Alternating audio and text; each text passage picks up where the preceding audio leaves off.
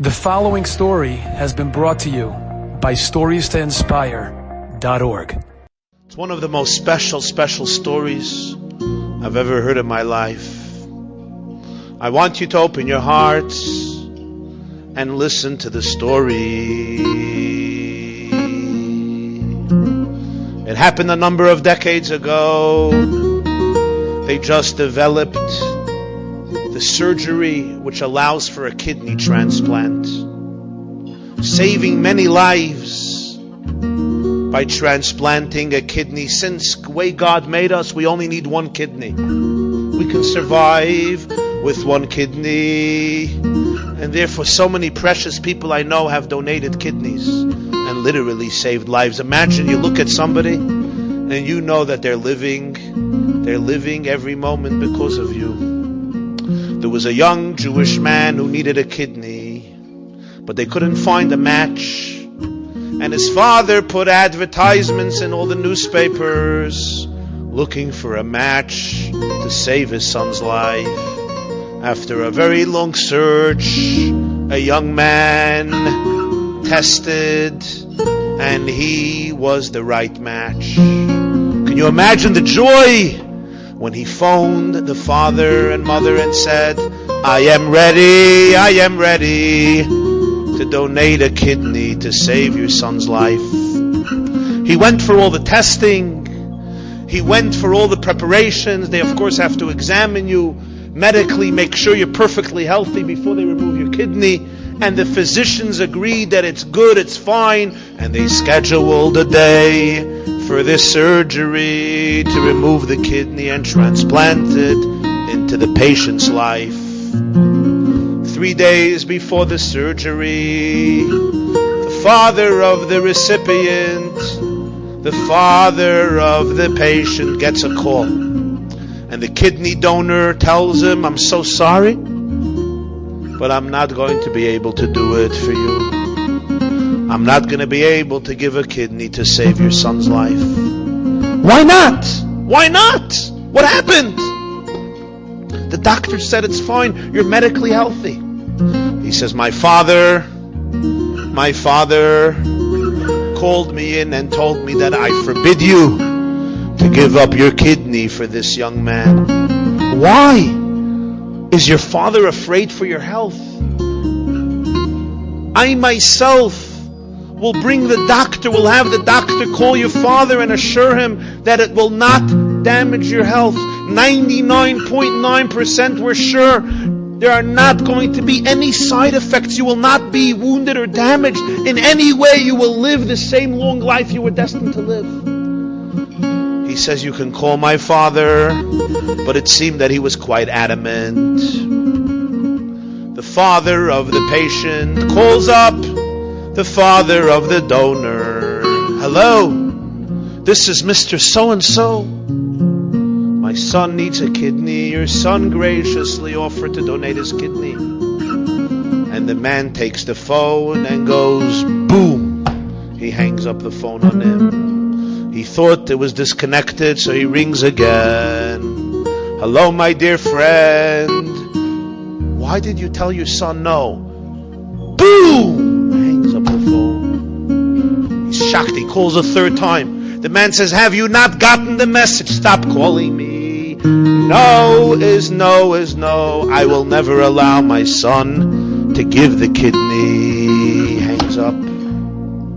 Devastated. Crushed to no end. After all this, they finally had it. And here it just slipped away the last moment. He calls up the donor and he says, why is your father so opposed? Why is he hanging up the phone on me? What did I do? He says, I don't know. I just know he told me never. Can I go visit him? Sure. What's the address? He gives him the address. The father of the patient goes to the home of the father of the kidney donor. He rings the bell. The man opens the door. He takes a look at the person standing in front of the door. He takes the door and slams it in his face shut. He He waits 5 minutes. He rings the bell again. The man comes to the door, sees him. Boom, he slams the door shut. He waits 20 minutes. He comes back, he rings the bell. The man doesn't know who's there. It's before the video cameras by the doors. He opens the door, and as he's about to slam it, the visitor puts his foot in the door. And he says, I will leave. I will leave. I just ask you one favor. Give me the dignity and explain to me why not. That's it, I ask you. No is no. I can't have control over you or your son, but I just ask you, I beg you, why do you refuse to allow your son to save my son's life when there is no medical risk? The man looks at him and says, are you going to play dumb with me? Do you think I'm stupid? Do you think I'm naive? Do you think I'm gullible? Do you think I'm senile? Do you think you can fool me? You think I don't know who you are? You think I don't remember you? From me you will not hide. You were a capo in Auschwitz. I was there, and I'll never forget your face as a capo. You know, my dear friends, one of the most horrible components of the Holocaust was the phenomenon of capos, the Germans. In every community, they used certain Jews to do the work for them. These Jews became known as capos. The reason they did it was they felt they're going to save their lives by cooperating with the Germans. In most cases, when they finished their work of rounding up the Jews, they were exterminated. We today in America, we can't judge anybody, but for Holocaust survivors, the issue of capos, so painful, so painful. I need not explain why. This Jew was a capo. He worked for the Nazis in Auschwitz, helping them do their work. And the father of the donor says, and I'll never forget the day, that cursed day, when you sold your soul to the devil. You know, in Auschwitz, I had a son. He was a 14-year-old son who was built nicely. He was muscular, he was healthy, he was robust. And somehow he made it past the selection. And he worked with me in a home, in one of the homes. One day,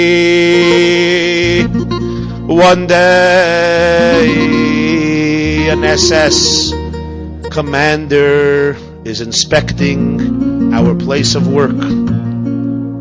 Working in the home of an SS German officer, he comes in and he sees me and my son.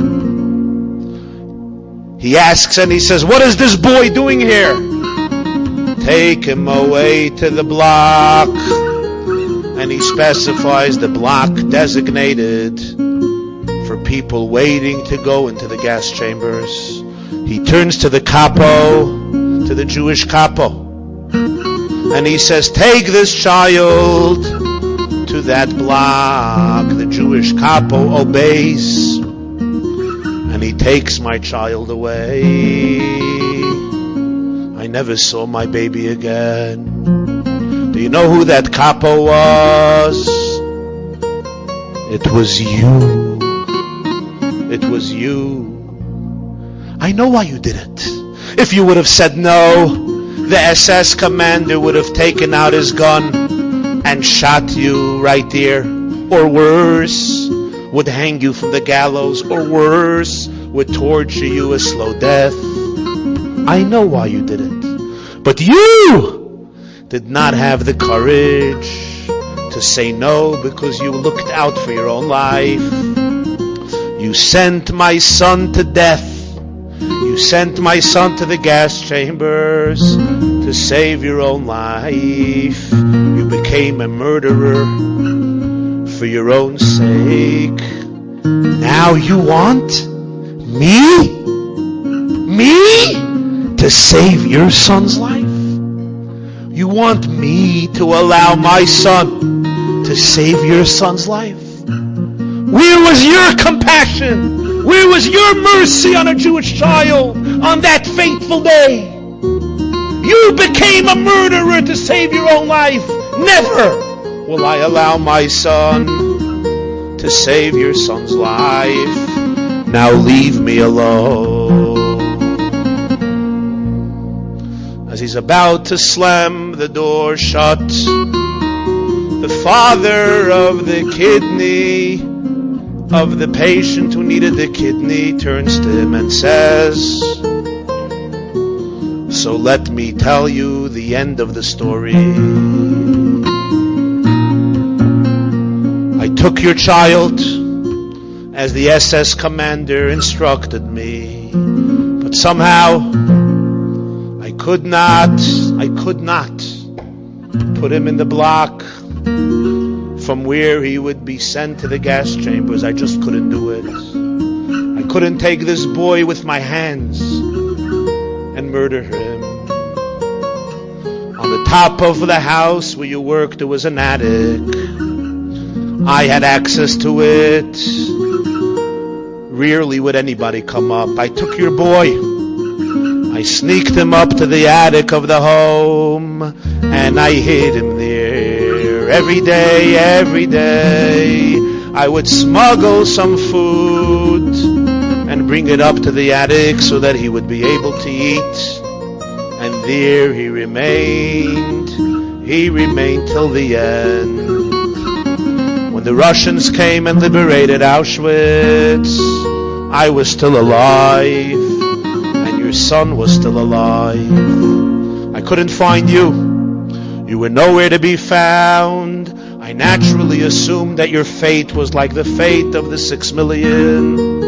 You were certainly dead. I could not find a relative. I could not find a family member. So I took your boy and I crossed with him the Atlantic Ocean, and I raised him as my child. The boy who needs a kidney transplant is not my child. It is your child. The reason that no other matches were found for him but your son is because they are brothers. Your son and my son are brothers, and therefore his kidney is a match for him.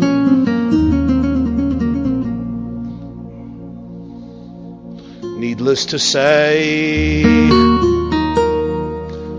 the tears, the emotions that flowed subsequently cannot be described in words. The boy was saved by his own brother with the full consent of the father of both children. But when I heard this story, my holy brothers, my holy sisters, I thought to myself, it's a story from a different time. It's a story from a different place. But its message still must be applied to our lives. Sometimes we're asked to be there for another person. Sometimes we're asked to make a sacrifice for another person, to do a favor to another Jew, to help another soul.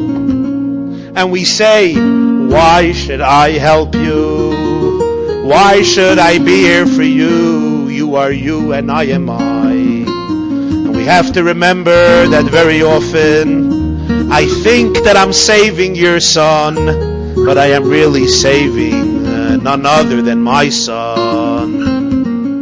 The Holy of Holies, Rabbi Shnei Zalman of Liadi, the Alter Rebbe, whose celebration is tonight, teaches that we are all one soul. We're all brothers. All of our souls are one, and it's only the bodies that divide us. So when I'm here for you, I'm really here for myself. When I'm here for your child, I am here for my child.